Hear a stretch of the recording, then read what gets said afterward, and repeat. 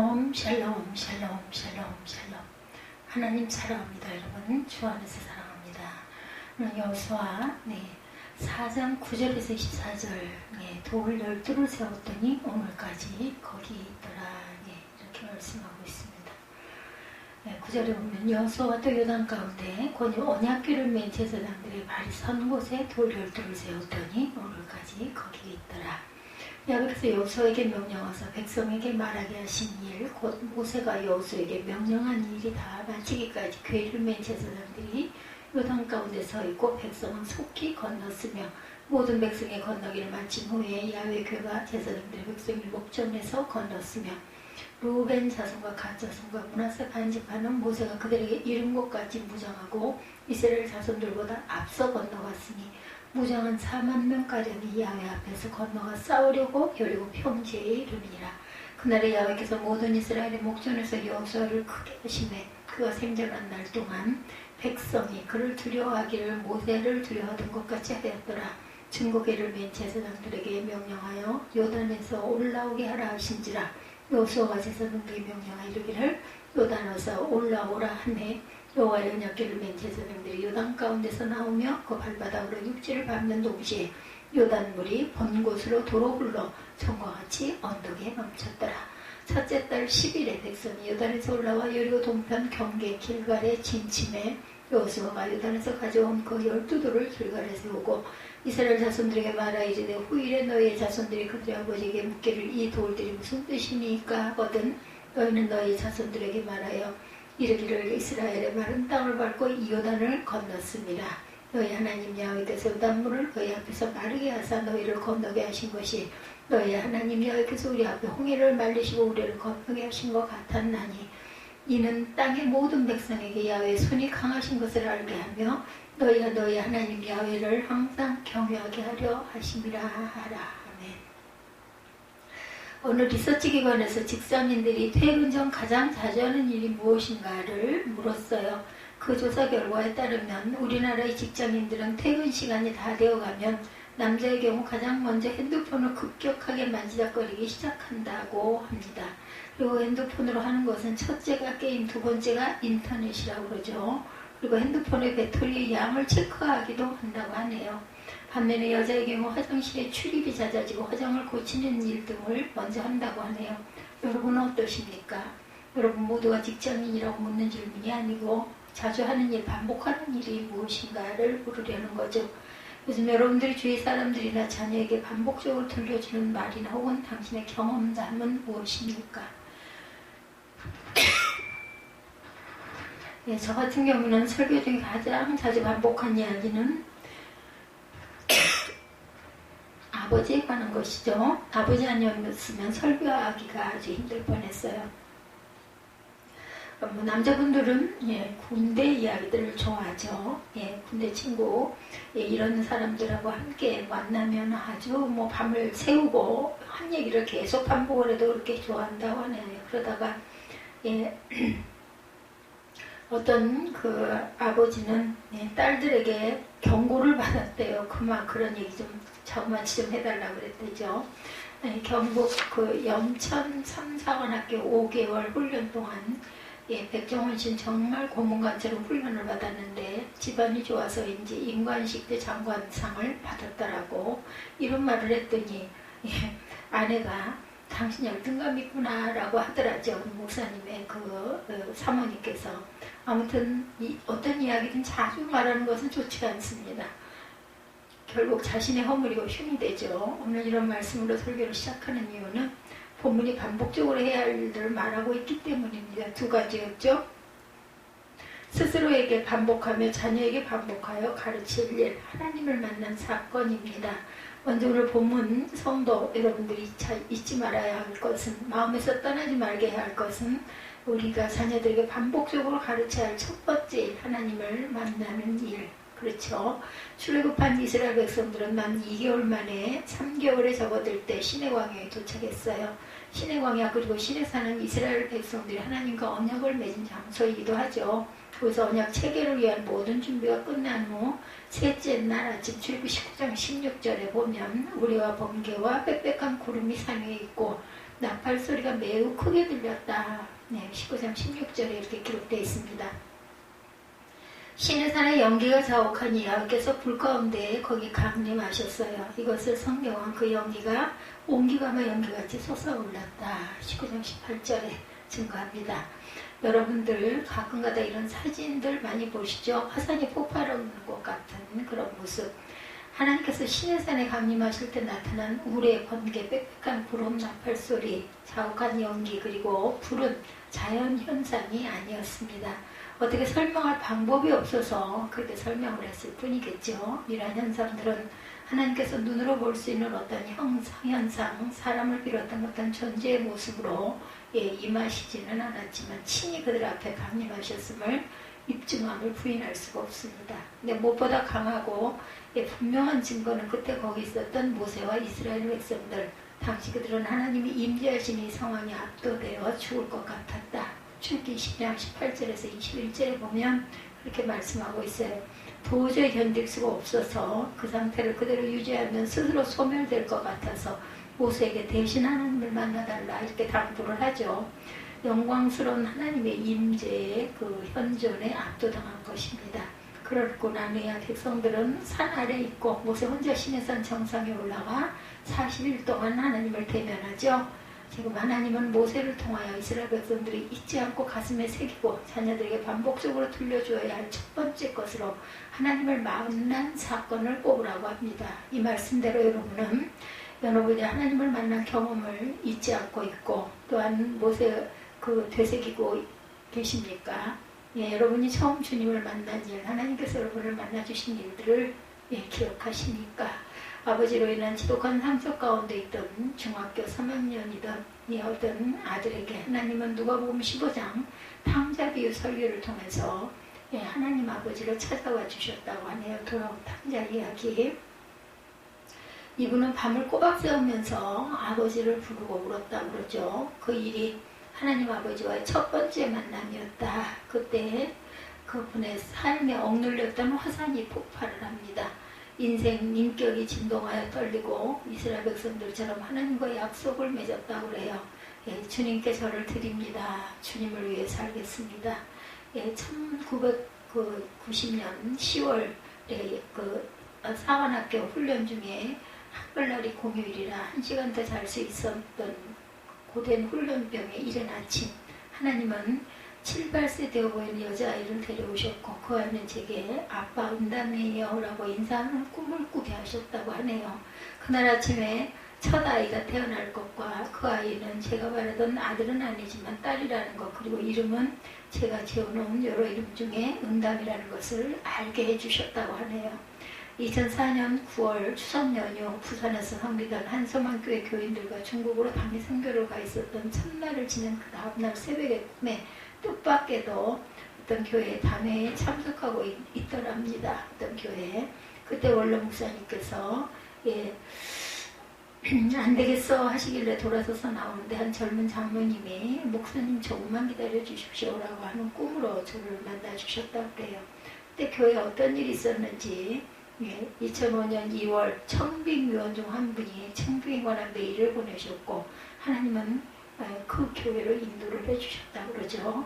성경은 바로 이런 일들을 되새길 것을 말합니다. 하나님의 나를 어떻게 만나주셨는가, 하나님의 나의 지난 삶을 어떻게 인도하셨는가, 그리고 그것을 자녀들에게 알게 하라고 가르치라고 말씀하죠. 다시 말하면 자녀들에게 옛날 어려웠던 시절 힘들었던 이야기들을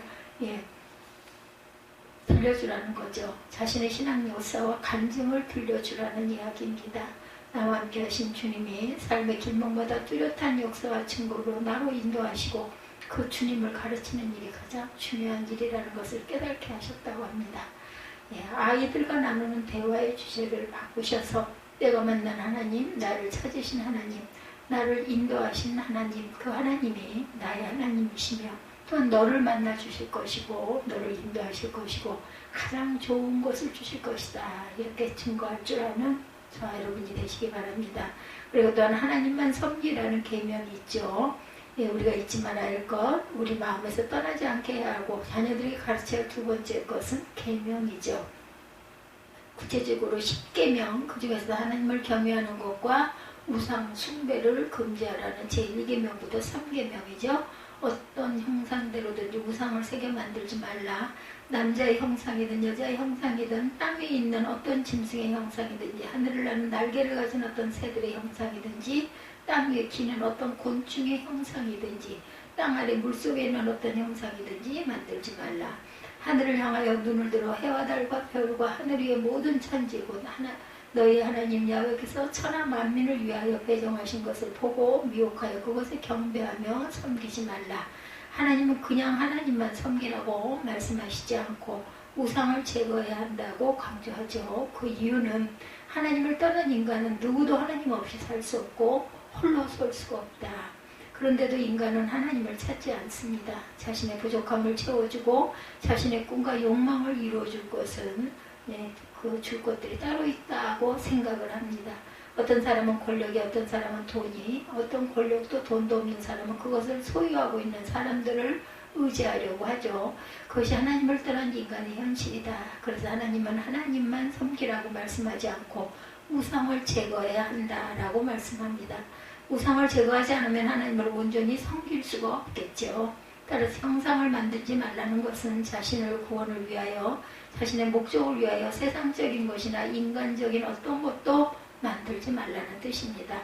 칼빈이 말한 대로 인간의 본성은 우상을 끊임없이 만들어내는 공장이기 때문에 무엇이든지 신으로 삼을 수 있기 때문이라는 거죠. 이러한 인간의 본성을 바탕으로 해서 우상을 만들지 말고 어떤 형상도 섬기지 말라는 명령은 다음과 같은 몇 가지의 의미를 가지고 있습니다. 첫째, 하나님을 제대로 바르게 섬기라는 뜻이죠. 즉 하나님을 섬기되 하나님의 존재와 속성에 맞게 섬기라는 말입니다. 사람의 방식이나 다른 종교의 방식이나 혹은 자신의 방식이 아닌 오직 하나님의 방식으로 섬기라는 거죠. 고집스럽게 자기 방식으로 신앙생활을 하겠다는 그런 사람들이 있습니다. 교회에 얽매이는 것이나 전통이나 관습에 속당하는 것이 싫다는 거죠. 저도 한때 그랬습니다. 하나님을 섬기는 것은 오직 하나님이 가르쳐주신 방식대로 해야 한다는 것을 여러분들 잊지 마시기 바랍니다. 두 번째 의미는 하나님을 형상화하려는 모든 시도를 금지하라는 것이죠. 사람들은 보이지 않는 신을 원하지 않습니다. 보여야 하고 만질 수 있어야 좋아하죠. 그렇기 때문에 보고 만질 수 있다면 바위든 나무든 신이 될 수 있다고 생각을 합니다. 그러나 하나님은 그 어떤 형상도 대신할 수가 없죠. 심지어 구원의 상징인 십자가조차 우상이 될 수 있기 때문에 개혁주의자들은 그것을 금지했다고 그러죠. 이 땅에 존재하는 모든 것을 창조하신 하나님에 대한 모독이다. 어떻게 하나님이 당신이 만드신 피조물의 형상을 입을 수가 있겠느냐. 우상을 만들지 말고 어떤 형상도 섬기지 말라는 계명의 세 번째 의미는 오직 하나님만 섬겨라, 오직 하나님만 사랑하라는 뜻입니다. 하나님보다 더 사랑하는 것이 있다면 그것이 곧 우상이기 때문이죠. 이 계명에서 가장 중요한 뜻이 어떤 모양이나 형상보다 더 강한 우상이 바로 그의 마음과 사랑에 가는 것이기 때문이다. 25절부터 31절 경고의 말씀이 덧붙여 있습니다. 만약 나중에 이스라엘이 망하게 된다면, 그리고 만일 약속의 땅에서 쫓겨나 뿔뿔이 흩어지게 된다면 그 우선적인 원인은 하나님을 잘못 섬긴 것 때문이라는 것이죠. 만약 하나님의 백성들에게 불행한 일이 일어난다면 그 우선적인 이유는 보이는 우상이든 보이지 않는 우상이든 하나님보다 더 사랑하는 것이 있기 때문이라는 것입니다. 하나님의 백성이 실패한다면 그 이유는 이게 무엇이라고요? 하나님의 백성이 가진 것을 잃어버리고 하나 되지 못하고 분리되고, 모든 이유는 하나님이 아닌 다른 것을 섬기기 때문이다. 하나님보다 다른 것을 더 좋아하고 사랑하기 때문이다. 우리 각자는 자신에게 물어야 합니다. 나는 오직 하나님만을 사랑하는가? 혹시 내가 하나님을 세상적이고 인간적인 방식으로 섬기지는 않는가? 혹시 내가 하나님보다 더 좋아하는 것은 없는가? 이 질문이 아주 중요합니다. 이 질문에 예스가 아니라면 지금 저와 여러분들은 불행하고 앞으로도 불행해질 것이기 때문이죠. 우리 안에 하나님보다, 예배보다, 말씀보다, 기도보다, 복음보다, 교회보다 더 우선인 것이 있다면 그것을 비우시기 바랍니다. 다른 것을 여러분 안에 채운 채로 하나님을 사랑한다는 것은 불가능합니다. 먼저 내 안에 있는 것들을 비워야 하나님을 채울 수가 있겠죠. 우리가 집안을 잘 치워야 거기 또 새로운 것들을 예쁘게 단장할 수 있는 것과 같습니다. 먼저 내 안에 있는 독소를 제거해야 건강한 삶을 살 수 있다는 것. 영적으로 건강한 삶을 살려면 내 안에 있는 우상부터 제거해야 합니다. 그렇게 해야 말씀이 들리고 하나님으로부터는 은혜를 받아 누릴 수가 있겠죠. 그리고 나는 오직 하나님만을 사랑하는가? 혹시 내가 하나님을 세상적이고 인간적인 방식으로 섬기는 것은 아닐까? 혹시 내가 하나님보다 더 좋아하는 것은 없는가? 라는 질문을 해야 되겠죠. 그들이 하나님만 사랑하지 않으면 하나님 대신 다른 것을 구하면 하나님보다 더 우선하는 것이 있다면 그들이 불행해질 것이 너무나 확실하기 때문입니다. 오늘 본문의 모세는 하나님 아닌 다른 것을 섬기면 하나님의 진노와 징벌을 당할 것이라는데 그것이 얼마나 확실한지 내가 오늘 천지를 불러 증거를 삼노라 라고 말합니다. 하늘과 땅 나아가 온 천지 만물을 두고 말할 정도로 하나님의 진노와 징벌이 확실하다는 것이죠. 안정되고 평안하고 평화기를 원한다면 하나님을 섬기고 하나님만을 섬기고 하나님만을 제일 사랑하고 그리고 하나님만을 사랑하는 사람을 사랑하시기 바랍니다. 하나님은 당신을 우선으로 여기는 그 사람을 우선으로 여겨주시죠. 하나님은 당신을 전부로 여기는 그 사람에게 전부가 되어주십니다. 하나님을 당신의 최고로 여기는 그 사람을 최고로 만들어주시죠. 세 번째 잊지 말아야 하며 가르쳐 전해야 할 일들입니다. 나이가 들어가면서 나타나는 두 가지 뚜렷한 특징, 빨리 잊어버리는 것. 저는 아주 기억력을 정말 이제는 자신이 없어요. 어떤 조금 전에 일어났던 일도 생각이 안 날 때가 많습니다. 사무 간사에게 부탁할 일이 있어서 불렀는데 그 순간 내가 뭘 부탁하려고 했지 잃어버릴 때가 있죠.